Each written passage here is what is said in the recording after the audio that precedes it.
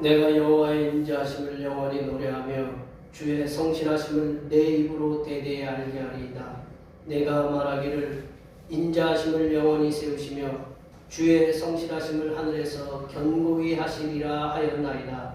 주께서 이르시되 나는 내가 택한 자와 언약을 맺으며 내 종 다윗에게 맹세하기를 내가 네 자손을 영원히 견고히 하며 네 왕 위를 대대히 세우리라 하셨나이다. 셀라. 아멘. 빛으로 이 땅에 독생자를 보내주시고 놀라우신 섭리로 도우신 하나님 아버지, 주님의 은총을 사모하여 주님의 전에 나와 경배와 찬송을 드리는 주님의 백성들이 되게 하심을 감사드립니다. 주님의 존전에 나온 무리들에게 오늘도 부드러운 손으로 감싸주시고 넓은 가슴으로 품어주시는 긍휼하심을 힘입어 주님과 함께 시작하는 한 주간이 되게 하여 주시옵소서. 이 예배를 통하여 하나님께서는 영광을 받아 주시옵고 저희 무리에게는 하늘의 신령한 복과 땅의 기름진 복으로 채워 주시옵소서.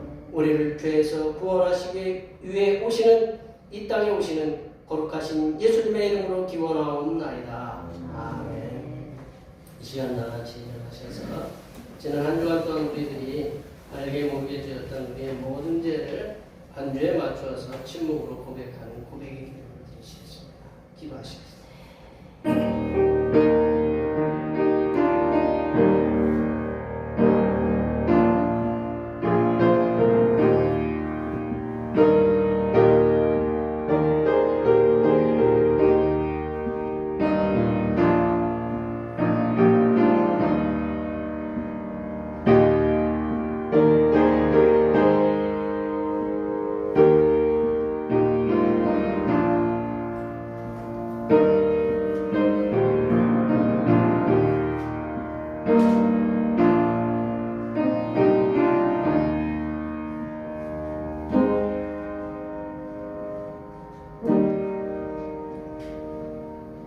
우리 하나님께서는 진심으로 죄를 고백하는 사람들에게 그 죄를 용서하기로 약속하셨습니다. 그런즉 누구든지 그리스도 안에 있으면 새로운 피조물이라. 이전 것은 지나갔으니 보라 새 것이 되었도다. 이 말씀에 의하여 우리의 죄가 용서받았음을 확신합니다. 아멘. 찬송 거룩하신 하나님 말씀이십니다.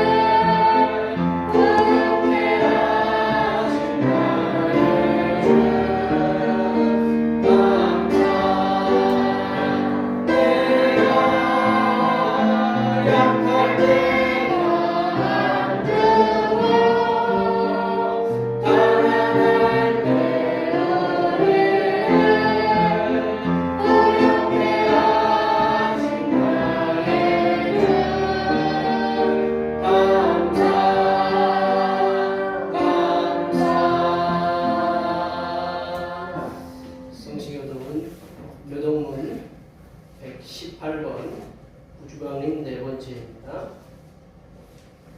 성시교독은 묘동문 118번 우주광림 네 번째입니다. 나는 시온의 의가 빛같이 예루살렘의 구원이 횃불같이 나타나도록 시온을 위하여 정당한 양해하며 예루살렘을 위하여 쉬지 아니할 것인데 이방 나라들이 내 공의를 묻 왕이 다 네 영광을 볼 것이요 너는 여호와의 이름으로 청하실 새 이름으로 이름을 내릴 것이며 너는 또 여호와의 손의 아름다운 관, 내 하나님의 손의 왕관이 될 것이다.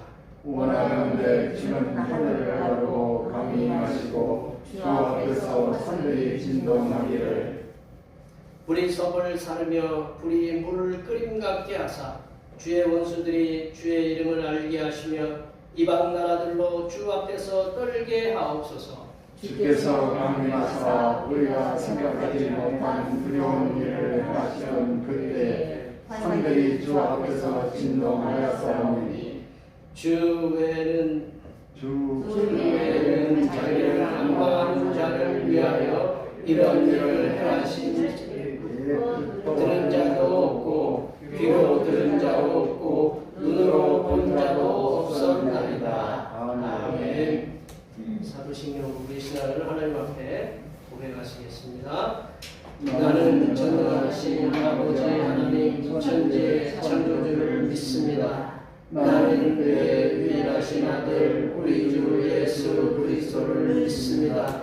그는 성령으로 잉태되어 동정녀 마리아에게서 나시고 본디오 빌라도에게 고난을 받아 십자가에 못 박혀 죽으시고 장사된 지 사흘 만에 죽은 자 가운데서 다시 살아나셨으며 하늘에 오르시어 전능하신 아버지 하나님 우편에 앉아 계시다가 거기로부터 살아있는 자와 죽은 자를 심판하러 오십니다. 나는 성령을 믿으며 거룩한 공교회와 성도의 교제와 죄를 용서받는 것과 몸의 부활과 영생을 믿습니다. 아멘. 다 같이 앉으셔서 찬송 19장 하시겠습니다. 찬송 19장입니다.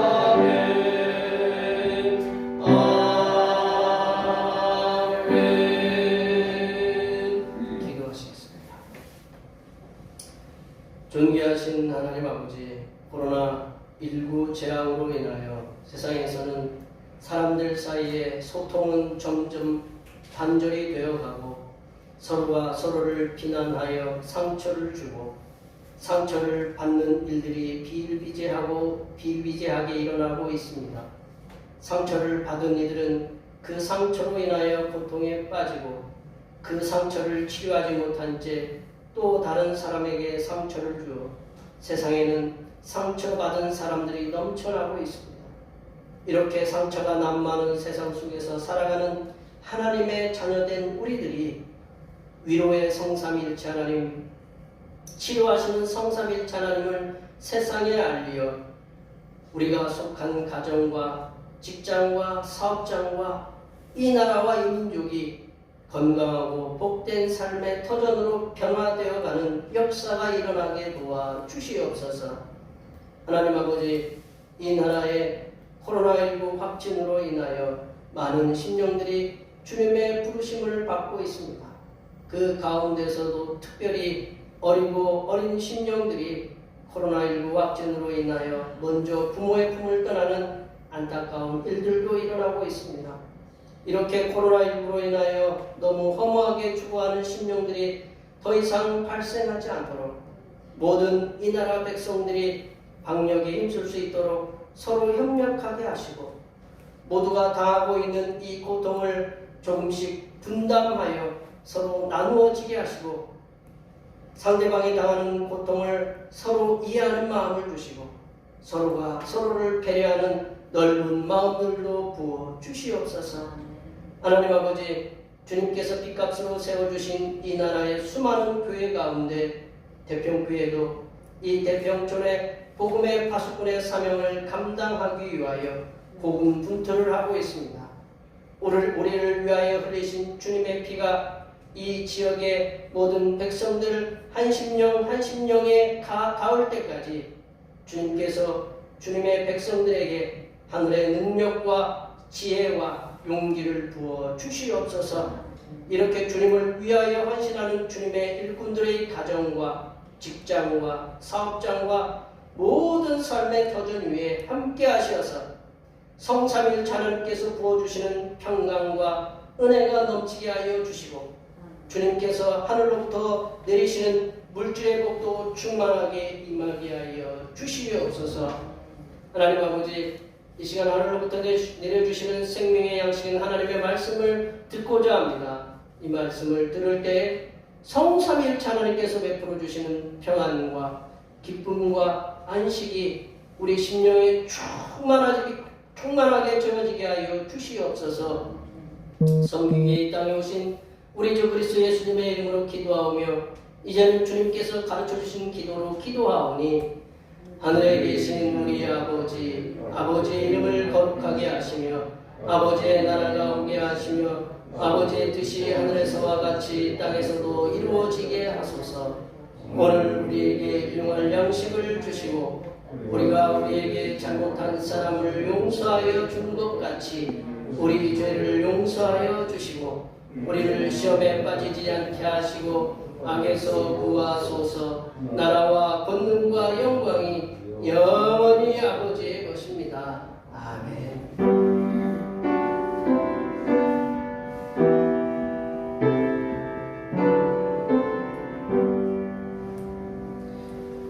오늘 우리에게 주신 하나님의 말씀은 신약성경 로마서 16장입니다.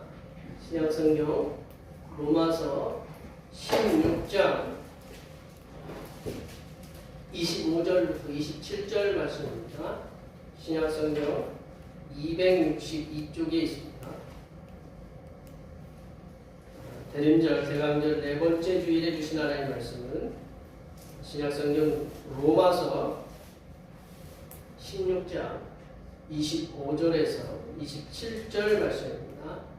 신약성경 262쪽에 있습니다. 25절부터 27절까지 같이 한 목소리로 압도하시겠습니다.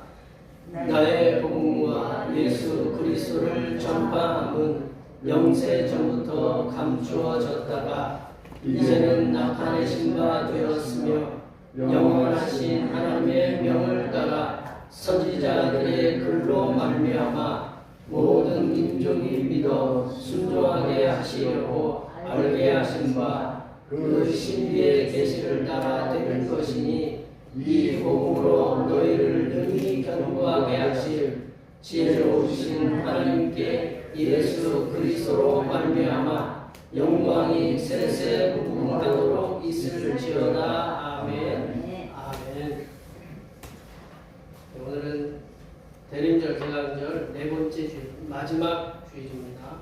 어두운 세상에 빛으로 오셔서 고통받는 영혼들에게 광명으로 소망을 주시는 성자 예수님께 항상 감사하시기 바랍니다. 성탄절 예배는 25일 토요일 날 10시 30분에 있습니다. 주님의 탄생하심을 감사하시기 바라고요. 31일 송구영신 감사 예배가 금요일 날 있습니다. 금요일 날 9시에 모이도록 저희들이 하도록 하겠습니다. 제가 중원경교회 입당 및 은퇴식 오늘 4시 중원경교회에서 있습니다. 코로나19 바이러스 확산이 심상치 않게 계속적으로 확산이 되어가고 있습니다. 얘기 듣기로는 이제 뭐 백신에 대해서 뭐 여러 가지 얘기들이 나오는데 어떤 의사분이 나오시기를 건강한 분들에게 백신 2차 접종까지 하고 뭐 3차 접종하면 들어왔다가 이 바이러스가 이 코로나19 바이러스가 살짝 들어왔다가 이렇게 저도 모르게 나간다는 그런 얘기를 제가 들었어요. 우리가 참 여러 가지 코로나 때문에 뭐 백신 때문에도 서로 옥신각신하고 말들이 많은데 우리가 다른 사람을 위해서 어떻게 하는 게 더 나은가? 그러면 내가 다른 사람에게 어려움 주지 않도록 뭐 마스크도 열심히 쓰고 손소독도 열심히 하고 그렇게 하는 방법밖에는 없을 것 같아요. 그래서 일단 우리가 할 수 있는 최선의 방법을 다해서 우리 뭐 권사님들 우리 여기 사업하는 우리 형제도 있지만 각자 현장에서 최선을 다하는 수밖에는 없을 것 같아요. 그래서 서로가 서로에게 어떤 어려움을 주지 않도록 이렇게 서로 협력해 주시면 감사하겠습니다. 오늘은 또 아침에 새벽에 눈이 와서 저도 아침에 눈 치우느라고 열심히 눈 치웠거든요. 뭐 우리 집사님도 눈 치우고 우리 권사님들도 눈 치우시느라고 고생들 하시고 원장님도 눈 치우시느라고 고생들 하셨는데 이 시간 이렇게 눈 치우느라고 고생들 하시고 우리 모든 분들에게 더 건강해지시라고 축복해 주시고 우리 또 자녀들은 또 운전하고 다니고 이 눈길에 좀 위험할 수 있으니까 운전에도 조심하고 코로나19에도 조심하도록 축복해 주시고 우리 사업하시는 우리 성도님들 직장에 다니는 우리 성도님들 이 코로나19와 이 눈길에 어려움이 당하지 않도록 흩어져 있는 우리 자녀들이 하나님께 늘 눈동자처럼 지켜주시옵소서. 이 시간 우리 모두에게 우리 자신에게도 축복하시고 여기 우리 이 자리에 함께하지 못한 그리고 이 예배 뭐 이제 동영상을 통해서 이렇게 함께하는 예배하는 모든 분들이 함께 이 새 힘을 얻고 이 코로나19로 승리 얻을 수 있도록 많이 축복해 주시기 바랍니다. 축복합니다.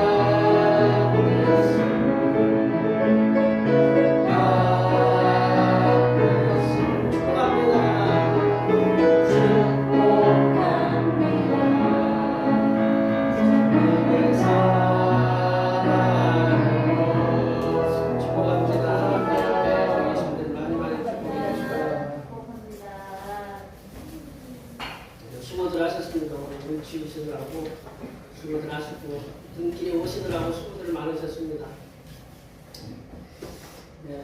나라마다 1급 비밀 문서들이 있어요. 근데 얼마 전에 이 중국에서 1급 비밀로 이렇게 감춰야 될 문건이 지금 우리 신장 위구르 지역의 저게 뭐 인권 탄압한다고 하는 직접 이게 정부가 인권을 탄압해라 이제 중국 정부가 지시했다는 그런 비밀 문건이 노출이 됐어요. 그래서 독일 기자가 이렇게 공개를 했다는 그런 뉴스를 이렇게 접했는데, 그러니까 1급 비밀이 공개가 되니까 그 비밀은 이제 비밀이 아닌 거예요. 그러니까 그러한 비밀이 이제 공개적으로 이렇게 나오니까 뭐 미국이라든가 뭐 이렇게 서방 국가들이 지금 올림픽, 동계올림픽 뭐 하고 있어요? 보이콧하고 있어요. 보이콧이라는 건 거부한다라는 거죠. 뭐 쉽게 하면 데모 비슷한 건데 보이콧하고 있어요. 여기 봐라 그런 거 있지 않느냐. 그래서 지금 뭐 중국은 열심히 뭐 준비하고 있다. 그런데 이제 이 중국하고 지금 미국하고 힘겨루게 지금 굉장히 하고 있잖아요. 뭐 이렇게 러시아도 지금 이렇게 서방 국가하고 나토하고 지금 굉장히 힘겨루게 하고 있는데, 이게 다 이게 그런 비밀스럽게 했던 것들이 드러나면 이게 큰 문제가 된다. 그래서 1급 비밀이라는 게 저기도 써 있지만 이게 공개되면 이게 국가의 안보나 뭐 경제, 정치, 사회 모든 분야에서 어려움이 있기 때문에 그걸 1급 비밀로 이렇게 붙이는 건데, 그 비밀이 폭로가 되면, 노출이 되면, 많은 사람들이 알게 되면 그건 이제 비밀이 안 된다, 아니다라는 거죠. 이제 오늘 본문에서도 보면 말씀해도 비밀이라는 단어가 나와요. 비밀이라는 단어가 정확하게 눈에 드러나지는 않지만 비밀이라는 단어가 뭐가 있냐면 신비라는 단어가 비밀이라는 단어거든요. 오늘 26절의 말씀에 신비라는 단어가 비밀이라는 말씀인데, 오늘도 마찬가지예요. 이게 비밀이 드러난다라고 오늘 이제 예수님 사도 바울이 그렇게 말씀하고 있거든요. 신비라는 건 뭐예요? 신비하다. 이 신비라는 말씀은 아직 드러나지 않고 있어가지고 드러나지 않고 밝혀지지 않는 비밀이기 때문에 신비한 거예요. 이 신비한 거는 바로 이 신자하고 빗자하고 뭐냐 했더니 귀신이에요. 신자도 귀신이고 빗자도 귀신이라고 한자를 찾아보니까 이게 귀신은 뭐 어때요? 우리 성경에서 귀신은 우리 존재한다고 하지만 하여튼 귀신은 신비한 존재잖아요. 그래서 신비라는 게 바로 그런 거다. 사도 바울은 이렇게 오랫동안 감춰졌던 신비한 비밀, 저는 이제 이 신비를 갖다가 이제 제 뜻대로 제가 이제 제 방식대로 풀었는데 신비한 비밀이라고 이렇게 제가 풀었거든요. 이게 신비한 비밀을 하나님께서 세상에 알게 하시겠다. 그러니까 하나님이 그동안 감추었던 신비한 비밀을 이제는 알게 하시겠다. 그러니까 이게 비밀이 아닌 거죠. 이제 비밀이 아닌 거예요. 근데 사도 바울은 이제 오늘 본문에서 말씀하시는 신비한 비밀, 오늘 본문에서 이제 정확하게 이제 그 신비한 비밀이 뭐냐라고 이렇게 드러나 있지는 않지만 그거를 랩하고 있는 말씀들이 사도 바울이 쓴 성경을 보면 우리가 알 수 있는데, 이 신비한 비밀이 누구냐, 뭐냐? 첫 번째로는 신비한 비밀은 예수 그리스도를 가리킨다라는 거죠. 신비한 비밀은 예수 그리스도를 가리킨다. 예수님. 그 말씀을 이제 골로새서 1장 27절 말씀을 볼 수가 있는데요. 우리 1장 27절 한번 다 같이 한번 읽어보겠습니다. 하나님이 그들로 하여금 이 비밀의 영광이 이방인 가운데 얼마나 풍성한지를 알게 하려 하심이라. 이 비밀은 너희 안에 계신 그리스도시니 곧 영광의 소망이니라. 그러니까 꼭 보세요. 너희 안에 계신 그리스도신이라 라고 하잖아요. 이 비밀이 뭐냐? 예수 그리스도다. 비밀은 신비. 이게 그 신비라는 말이 이제 헬라어로는 미스테리온인데, 미스테리라는 말 들어보셨어요? 미스테리? 미스테리 안 들어보셨어요? 미스테리하다. 왜 이렇게 넌 미스테리하냐? 이게 뭔가 이렇게 드러날 것 같으면서도 안 드러나는 그런, 이게 미스테리온이라는 거거든요. 비밀, 신비라는 게. 예수님은 그동안 신비에 쌓여있어요. 비밀에 감춰져 있어요. 그래서 이 신비한 비밀이 바로 예수님이다라고 사도 바울은 얘기하고 있다라는 거죠.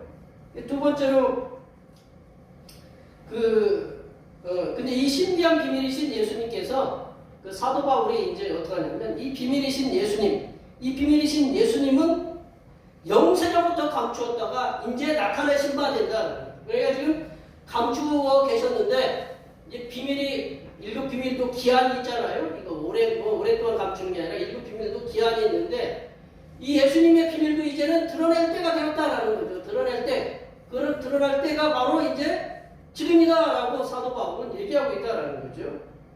두 번째로 신비한 비밀은 뭐냐? 두 번째로 신비한 비밀은 이 예수님, 비밀이신 예수님을 세상에 전한다라는 거죠. 쉽게 얘기하면 비밀이신 예수님께서 복음을 통해서 이방인들에게 전해진다라는 거예요. 그동안은 누구한테만 이렇게 감춰졌느냐? 유대인들에게만 이게 그 암암리에 아마 이게 알려졌던 것 같아요. 근데 이 비밀이신 예수님, 이 감춰졌던 예수님이 이제는 이방인들에게도 누구를 통해서요? 사도 바울, 이제 처음에는 사도 바울을 통해서 그리고 복음을 통해서 이방인들에게 전해진다라는 거죠. 그러니까 이방인 유대인들에게만 이렇게 암암리에 내려왔는데 이것이 이제는 확장되어서 이제는 열려져서 이방인들에게도 복음이 전파된다. 예수님이 전해진다라는 게 이게 바로 신비의 비밀이다라는 거죠. 신비한 비밀이다라는 거죠. 그래서 우리 26절 중반절 말씀 한번 볼까요? 26절 중반절 부분. 한번 저 말씀을 한번 거기 있는 말씀 말씀 한번 읽어보겠습니다. 영원하신 하나님의 명을 따라 선지자들의 글로 말미암아 모든 민족이 믿어 순종하게 하시고 알게 하신 바. 이게 모든 민족이 믿게끔 모든 민족이라는 건 이방 민족이거든요. 유대인에게만 갖춰져 있는 게 아니고 이제는 이방인에게도 우리 유대인들 말고 다른 이스라엘 민족 말고 다른 사람들에게도 복음이 전파된다라는 거죠. 이제 복음이라는 게 뭐냐? 지난번에도 제가 말씀드렸지만 예수님의 이야기다라는 거죠. 예수님에 대한 이야기가 복음이다라는 거죠. 예수님의 총체적인 얘기를 복음이라고 할 수 있어요. 예수님이 오시기 전부터 오신다라는 약속, 그리고 탄생하신 공생의 생활, 십자가에 못 박혀 돌아가시고 부활하시고 다시 승천하셨다가 다시 오신다라는 그 예수님의 모든 이야기들이 바로 복음이다. 이 복음이 유대인들에게만 전해진 게 아니라 사도행전 1장 8절에 그랬잖아요. 오직 성령이 너희에게 임하시면 너희가 권능을 받고 어디서부터요? 예루살렘과 온 유대와 사마리아와 땅끝까지 가는 거죠. 이 복음의 비밀이 유대인만 갖춰진 게 아니라 예루살렘에만 그리고 유대에만 갖춰진 게 아니라 이방인 땅으로 여겨졌던 사마리아와 땅끝까지도 이 복음이신 예수님이 전파된다. 이게 복음의 비밀이다. 이게 신비한 비밀이다라는 거죠. 하나님께서는 이 신비한 비밀이신 예수님께서 사도 바울을 통해서 이방인들에게도 예수님의 복음이 전파될 수 있도록 이 비밀의 문을 여셨다라는 거죠. 비밀을 열어놓으셨다. 오픈시켰다라는 거죠. 그 말씀을 26절에 보면 표현을 해놨어요. 그 말씀을 5글자로 신비의 계시. 오늘 제목에도 나왔잖아요. 신비의 계시. 이 신비의 계시라는 말씀을 통해서 하나님께서는 유대인들에게만 구원이 있는 것이 아니라 모든 이방 민족들에게도 구원이 있다. 구원을 전파한다. 그들에게도 복음을 들을 수 있도록 한다라는 것이 바로 이 신비한 계시, 신비의 계시다라는 거죠. 이 계시라는 말씀이 뭐냐면 아포칼립소라는 게 헬라어인데 베일을 벗긴다라는 거죠. 감추었던 베일을 벗기는 것. 여기 신부가 신부 우리 결혼하는 처음 신부가 보통 앞에 이렇게 좀 내리죠. 그리고 있어요 없어요? 이렇게 싹 가려요. 살짝 가려요. 이게 지금은 이제 이렇게 많이 안 가리는데 예전에는 싹 가려요. 왜냐하면 신부는 뭐에 쌓여 있어야 돼요? 베일에 쌓여 있어야 돼요. 베일에. 그래야 베일을 딱 이렇게 벗기면 그 주인공이잖아요. 신부가. 베일을 벗기는 것. 그게 뭐냐? 계시예요. 계시. 베일을 벗기는 거를 계시라고. 우리가 어디 방송에 이렇게 조금 드러내기 어려운 분들 있잖아요. 이렇게 뭐를 가리잖아요. 이게 가리잖아요. 그거를 갖다가 베일이라고 그래요. 그럼 그거 벗기면 다 드러나는 거예요. 그게 조금 이제 저기 하니까 베일을 치는 거예요. 그게 베일이라는 거예요. 우리 이런 우리 그 창세기 24장에 보면 이삭이 이제 리브가를 아내로 맞잖아요. 근데 이 리브가가 저쪽에 걸어오는 이삭을 보면서 종한테 물어보는 거예요. 저 남자가 누구냐? 그랬더니 당신하고 결혼할 남자입니다. 그렇게 얘기를 하는 그러니까 이 너울을 갖다가 다시 이렇게 데렸다라고 했어요. 너울을 그게 뭐냐면 영어로는 베일이에요. 베일. 항상 이렇게 여성은 베일에 감춰 있어야 돼요. 그렇게 결혼하는 사람들은. 그러니까 그것을 벗기는 걸 뭐라고 하느냐? 계시한다라는 거예요. 드러내 보이는 거를 밝게 보이는 거를 갖다 계시한다는. 이 신비의 계시라는 말씀은 뭐냐면 비밀이신 예수님을 갖다가 이제는 밝히 드러내서 세상의 모든 사람들이 알게끔 한다. 그것이 바로 신비의 계시다라는 거죠. 이 신비의 계시를 통해서 사도 바울이 전한 예수님의 이야기 그리고 복음을 통해서 이방인들도 이 신비의 계시신 예수님을 믿고 구원의 빛으로 하나님의 구원의 빛으로 들어오게 됐다는 거죠. 뭔 얘기인지 이해가 되셨어요? 이 신비의 계시가 예수님이 신비하던데 이 신비이신 예수님을 어떻게 해요? 밝히 드러내버렸어요. 예수님을 벗겨내신 거예요. 벗겨내는 거. 그래서 모든 사람들이 예수님을 유대인만 아는 게 아니라 모든 사람들이 예수님을 알 수 있도록 열어놓으셨다. 그래서 지금 여기 계신 저나 여기 계신 분들도 다 이 신비의 계시, 신비가 벗겨졌기 때문에 우리가 예수님을 믿고 있는 거예요. 감사한 일이에요? 안 감사한 일이에요? 예, 감사한 일이죠. 사도 바울이 신비의 비밀이신 예수님을 이방인들에게 전하는 말씀을 통해서 이게 신비의 계시를 열어놨다. 예수님을 갖다 모든 사람들이 믿을 수 있도록 하나님이 열어놓으셨다라는 그 말씀을 통해서 21세기에 사는 우리가 이제 앨런 머스크인가요? 세계 각부가 하는 얘기가 얼마 안 있으면 화성에서도 이렇게 무슨 역사를 일으키겠다고 그런 얘기를 하는데 화성이 어딘지 아셔요? 예. 우리 지구 다음에 그 다음에 옆에 있는 행성이 화성이라는 동네예요. 그러니까 그 화성에서 새로운 역사를 일으키겠다고 그런 얘기를 하는 그런 시대에 살고 있어요.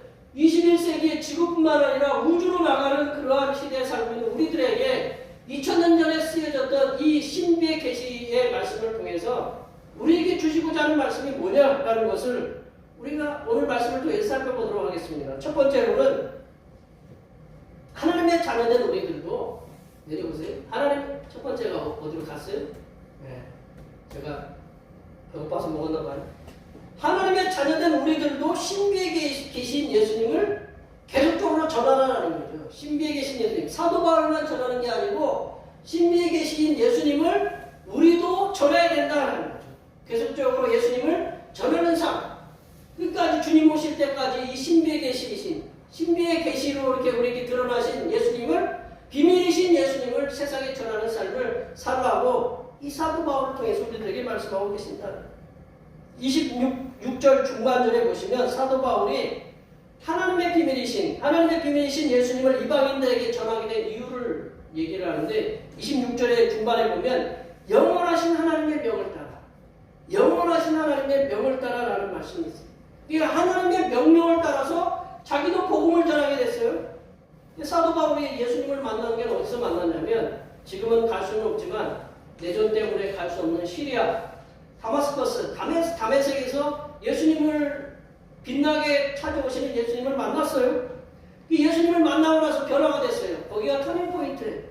완전히 변화가 됐어요. 변화가 돼서 예수님을 만난 그 이후의 삶은 이 사도 바울은 오로지 예수님만 전하게 되는 예수님만 전하는 그런 삶을 사는 그리고 그 외에 시간을 많이 쓰지 않는 오로지 예수님의 그 복음을 전하는 그 일로만 자기의 시간을 썼던 사람이에요.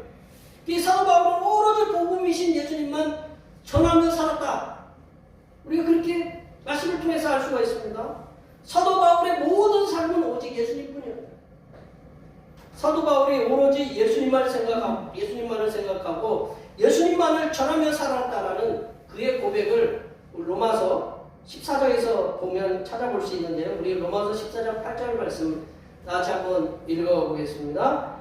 우리가 살아도 주를 위하여 살고 죽어도 주를 위하여 죽나니 그러므로 사나 죽으나 우리가 주의 것이로다. 우리가라는 거 살아도 주를 위하여 살고 죽어도 주를 위하여 죽는다. 이것은 누가 먼저 사도 바울 자신이 이런 삶을 살고 있기 때문에 우리에게도 그런 얘기하는 우리가라는 것은 사도 바울 포함되어 있잖아요. 이제는 우리도 그렇게 살아야 된다. 너도 그렇게 살아야 된다라는 거죠. 그래서 사도 바울은 늘 삶이 사도 바울이 복음을 전하면서 겪었던 여러 가지 어려움들을 얘기했던 그 서신서들을 보면 사도 바울은 오로지 주님 때문에 고난 나오고 매도 맞고 죽을 고비 여러 번 겪는 그런 그 고통의 그 순간에도 오로지 예수님만을 전하며 살았다라는 거죠. 근데 사도 바울이 이렇게 매도 맞고 그렇게 굶주리기도 하고 다른 사람한테 세상 말로 과시도 받고 모멸을 느껴도 왜 예수님만을 그렇게 오로지 예수님만을 전했을까요? 그것은 그가 만났던 예수님이 어떤 분이신가를 이 사도 바울은 정확하게 알고 있었다. 그가 가지고 있던 화려한 경력이 있어요. 쉽게 얘기하면 우리가 우리 전 세계에서 최고의 학력이라고 생각하는 학부라고 생각하는 그런 대학에서 이 사도 바울은 공부도 했고 그리고 아주 율법에 능통했어요. 이게 타협추종을 불허하는 놀라운 학자였어요. 그런 화려한 경력들을 예수님 때문에 다 배설물로 여겼기 때문에 가능했다는 거죠.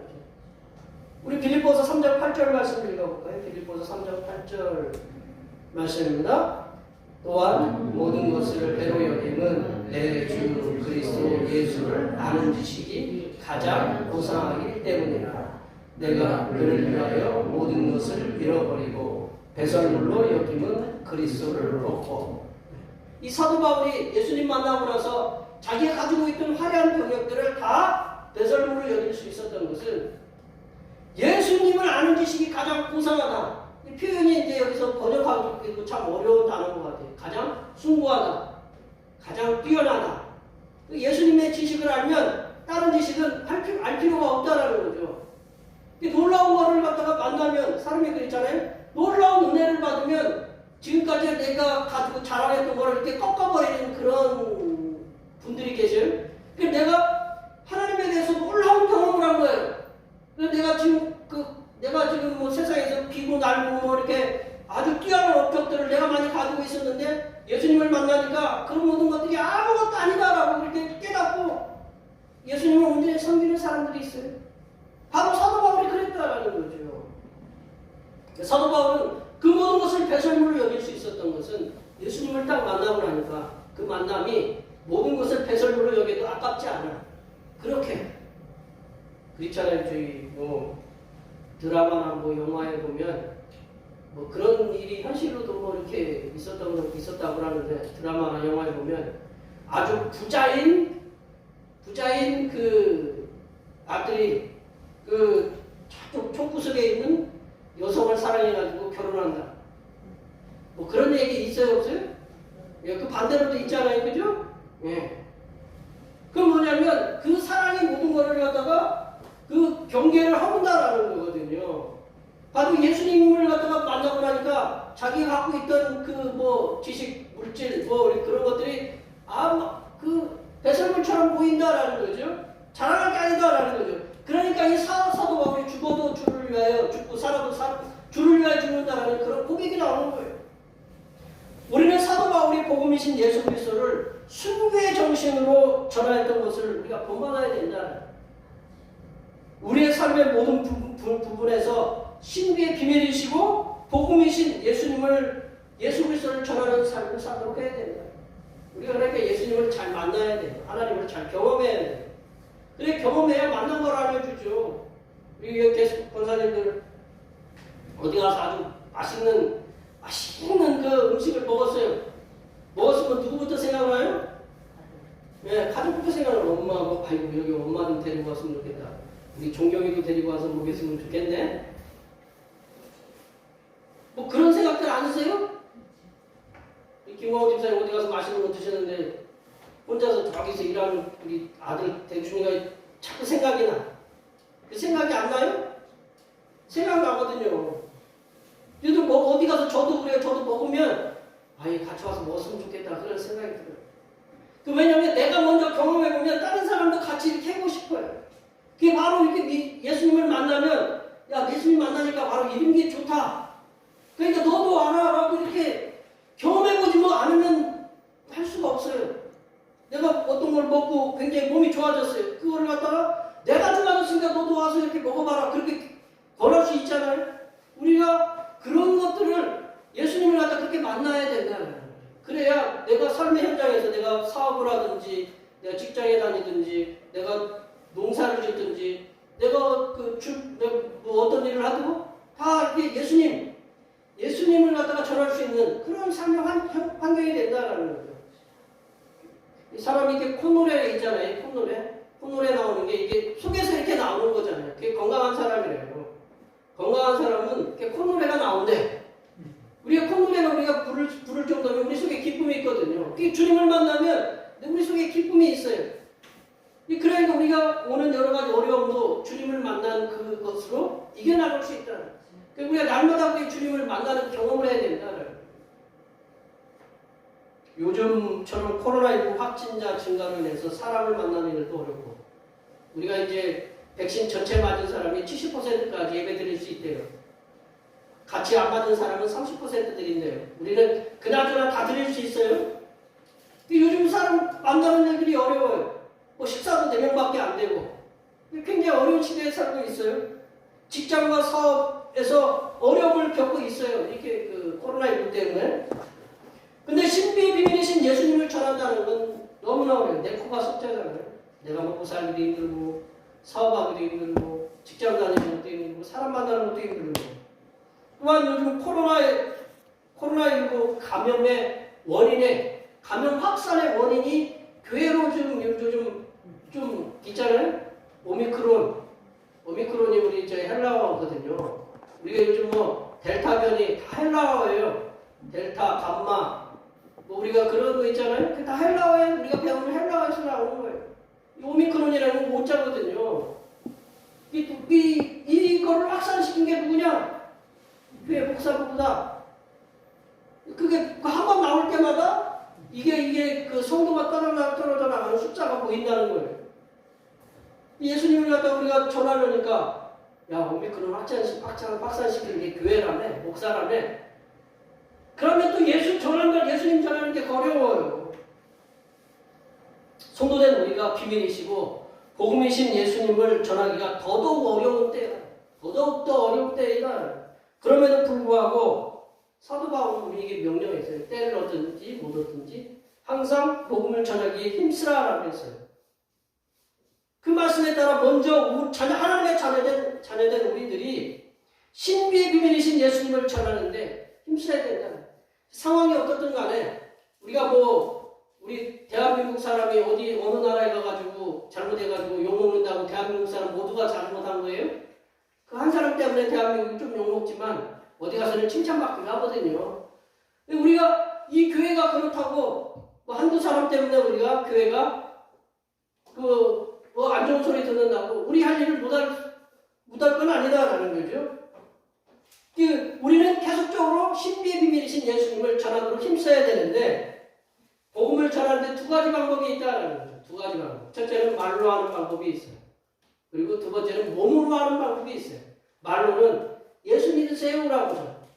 우리 터미널 같은데, 우리 큰 거리 같은데 이렇게 가보면 우리 피켓 들고 예수 믿고 구원받으세요. 예수 천당 불신주. 네, 그것도 예수님 전하는 방법이에요. 어떻게 보면 우리도 이제 낯뜨거워서 이제 그러는 경우가 있지만 그것도 예수님이 복음을 전하는 방법이다. 그리고 두 번째로 예수님을 갖다가 우리의 몸으로, 인격으로 살아내는 거거든요. 정말로 예수님이 살았던 삶을 그대로 살아내는 거. 그러면 말로 전하는 것은 예수님 전하는 거 아니냐? 그것도 예수님 전하는 거거든요. 그리고 삶으로 전하는 것도 예수님 전하는 거거든요. 사도 바울이 빌립보서 1장에서 그랬거든요. 어떻게 전하든지 간에 전해지는 것은 예수님이다. 우리 명령을 따라서 예수님을 전해야 된다는 거죠. 어느 방법으로든 예수님을 전하든지 간에 전파되는 분은 신비의 비밀이시고 복음이신 예수님이시다라는 거죠. 그러므로 우리는 우리를 구원하시기 이 땅에 오시는 예수님을 기다리는 이 대림절 기간이나 이후에도 예수님을 전하실 때 하나님을 알지 못하는 이들에게 어떤 것이 예수님을 전하는 게 가장 좋으냐? 말로 전하는 게 좋으냐? 말로 전하기도 해야 되고 예수님 믿으세요. 예수님 내가 만나보니까 참 이런 분, 이런 참 좋은 이런 경험을 했습니다. 예수님 믿으세요라고 전하시기도 하고 우리 동네 같은 경우에는 뭐 여기 우리 김경희 권사님이나 뭐 조 권사님이나 교회당 권사라는 거 다 알잖아요. 동네방네 우리 집사님들 여기 오면 동네방네 다 알아요. 그러면 어떻게 해야 되느냐?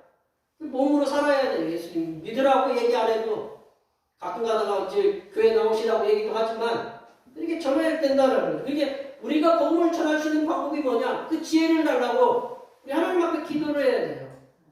우리 지금 우리 식당을 하시는 권사님이나 우리 사업하시는 형제나 여기 우리 직장에 다니는 분들이나 그 우리가 내가 직장에서 어떻게 잘하면 승진할 수 있을까? 사업을 어떻게 하면 잘할 수 있을까?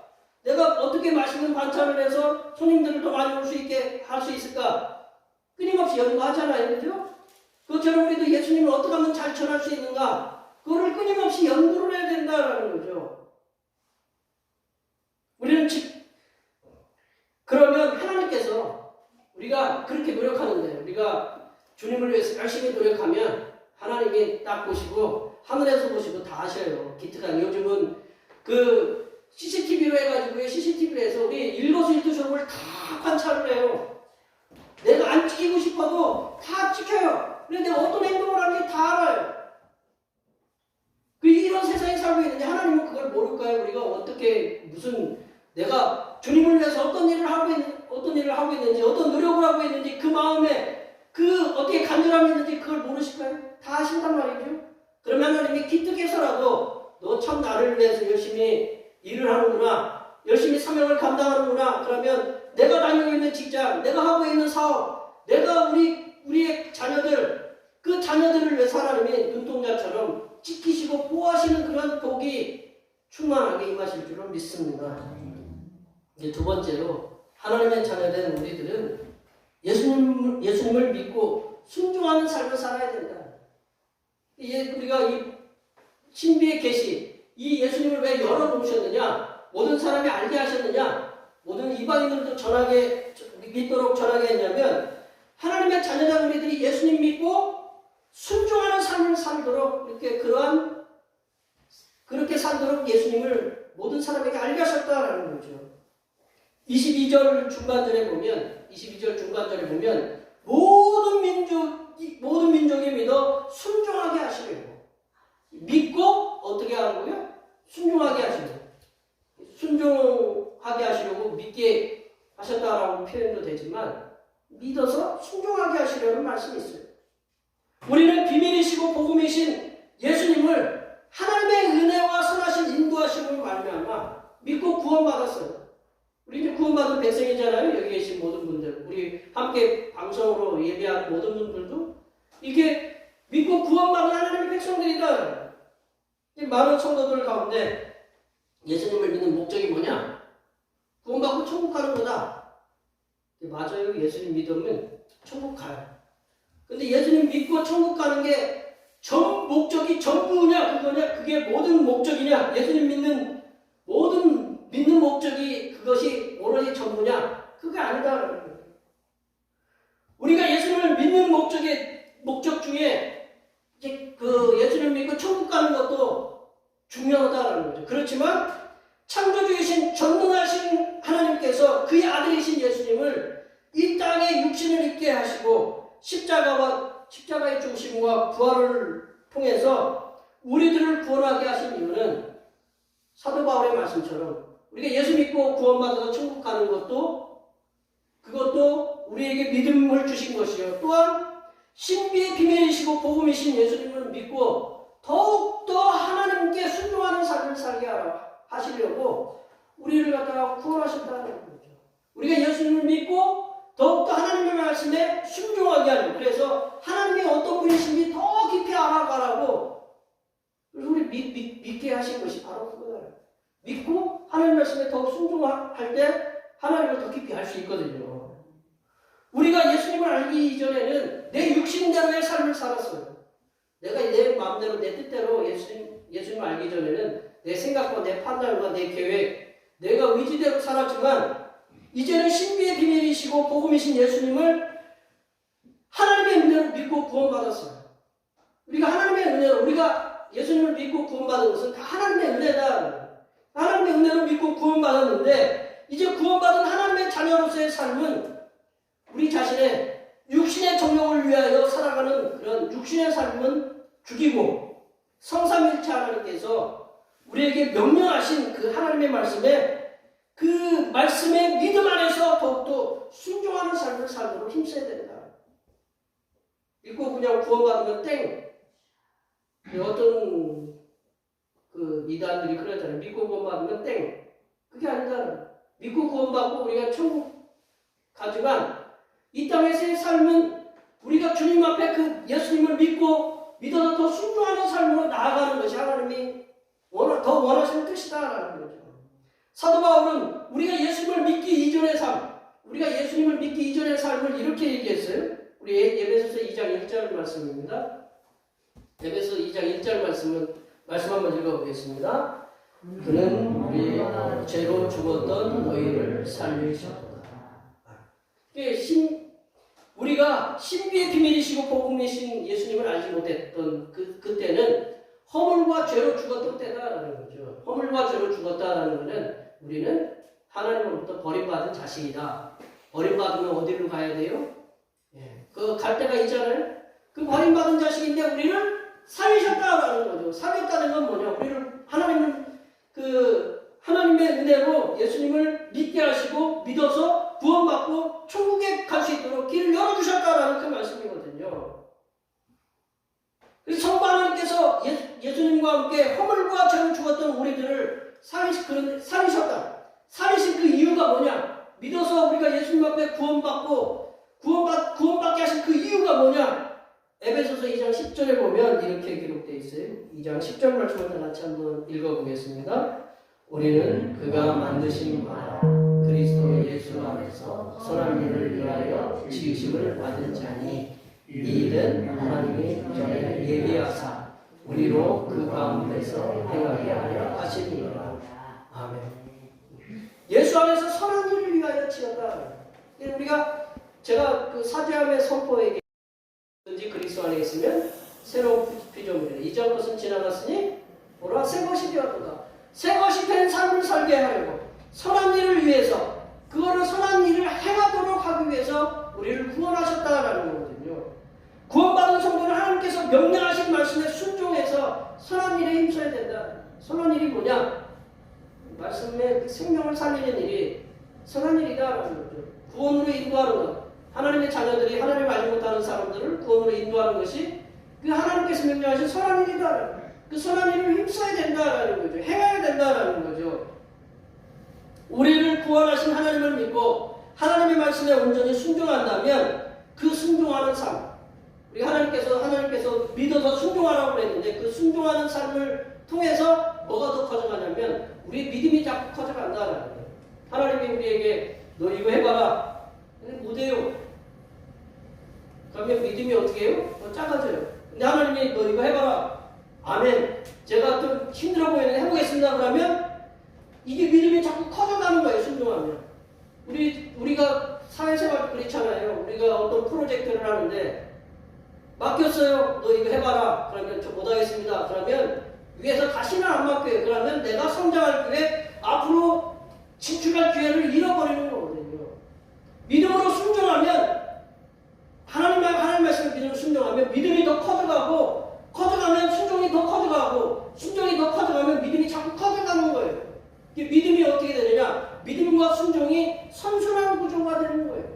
믿음으로 순종하면 순종을 통해서 믿음이 커져가고 믿음이 커져가면 더 큰 순종을 할 수 있게 돼요. 사도 바울이 로마서 말미에 마지막 말씀을 통해서 성도들에게 하나님을 믿고 순종하는 삶에 대해서 말씀하고 있지만 실은 로마서 서두에도 이미 하나님을 믿고 순종하는 삶을 살기를 이 로마서 독자들에게 말씀하고 있다. 당부하고 있다.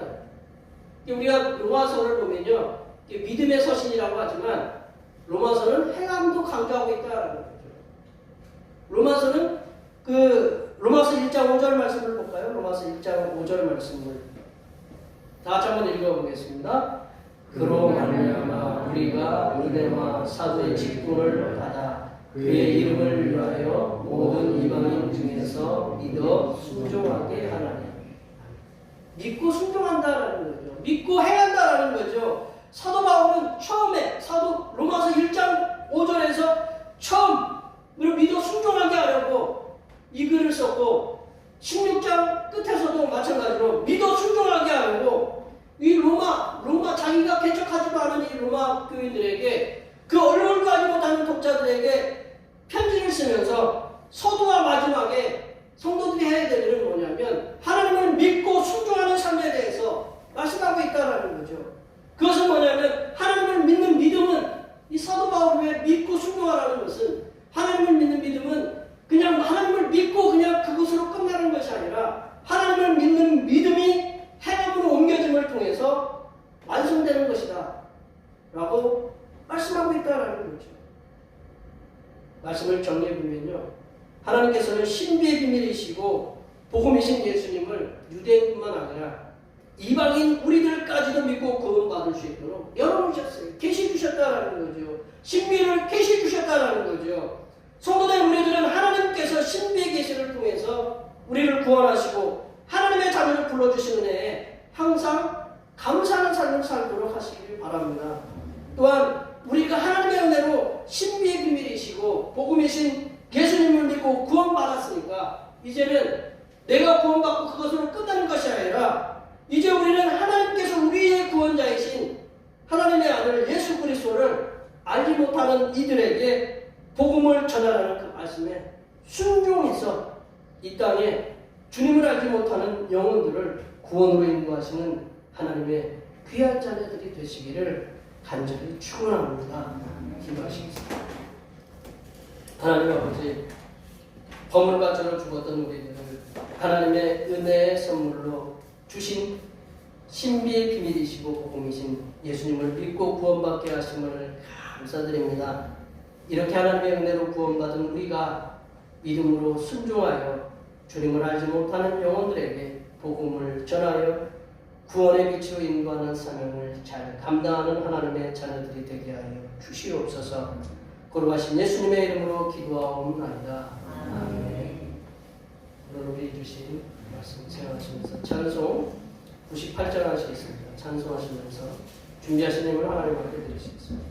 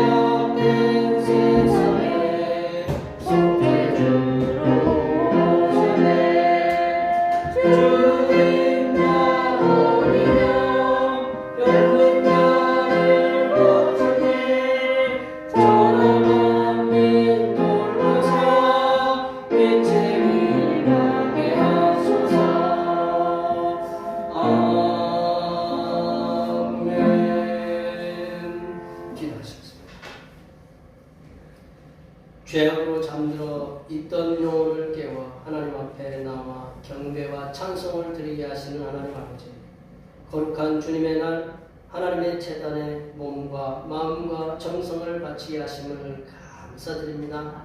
주님 앞에 나오면서 빈손으로 나오지 아니하고 하나님께서 주신 것 중에서 일부를 예물로 성별하여 드리오니 기쁘게 받아 주시옵소서. 하나님 아버지, 경쟁의 시대에서 힘들고 고단한 일을 하여 얻은 소득의 열의 하나를 드립니다. 열의 하나가 당연히 하나님의 것임을 알고 드리는 손길들 위해 이들의 삶의 과정 가운데 앞으로는 고단한 삶이 사라지고 평강이 넘치는 삶이 되게 하시며, 우리는 적은 예물로 드렸지만 하나님께서는 우리들에게 측량할 수 없으신 물질의 은혜와 인도하심의 은혜로 채워 주시옵소서. 하나님 아버지, 주님께서 지금까지 지켜주신 은혜에 감사하여 감사 예물을 드립니다. 범사에 감사하는 마음을 담아 감사 예물을 드립니다. 여러 가지 모양으로 드린 감사의 예물 위에 하늘에 충만한 은혜를 부어주시사 이들이 가는 곳마다 복이 임하게 하시고 영혼이 잘되며 범사가 형통하게 하시며 육신이 강건한 은혜와 복을 충만하게 부어 주시옵소서. 하나님 아버지, 변함없는 마음으로 이 시간 주님 앞에 주일원금을 드립니다. 이 한 주간도 주님의 측량할 수 없은 은혜와 섭리 가운데 복된 길로 인도하여 주시옵소서. 한 달을 감사하며 월정원금을 드립니다. 한 달 동안 주님의 사랑하심으로 은혜와 평강이 넘치게 하여 주시옵소서. 하나님 나라의 확장을 위해서 선교금을 드립니다. 대표교회의 선교의 지경이 이 지역을 넘어 세계로 확장되는 은혜가 있게 하시고 바친 손길들의 삶이 더 풍성하게 선교하는 은혜가 임하도록 물질의 복을 충만하게 부어 주시옵소서.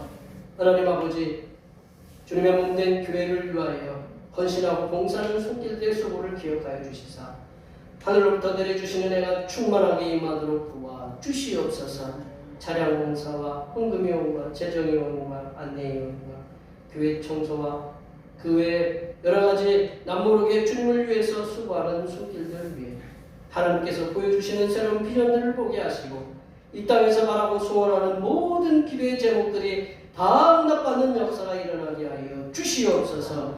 거룩하신 예수님의 이름으로 기도하옵나이다. 아멘.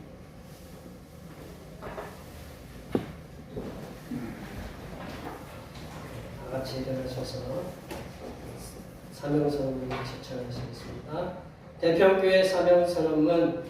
대평교회 사명은 하나님께서 우리와 함께 하시는 절대 믿음과 우리 가족을 사랑으로 구원하여 주심과 교회를 부흥시켜 주심을 비전 삼아 지역과 나라와 세계의 소금과 빛의 사명을 감당하는 것입니다. 믿음으로 하나님을 기쁘시게. 아멘. 변화하고 대처하시겠습니다. 말씀으로 변화를 받아 세상을 회복시키자. 아멘. 결단의 찬송 부흥하시겠습니다.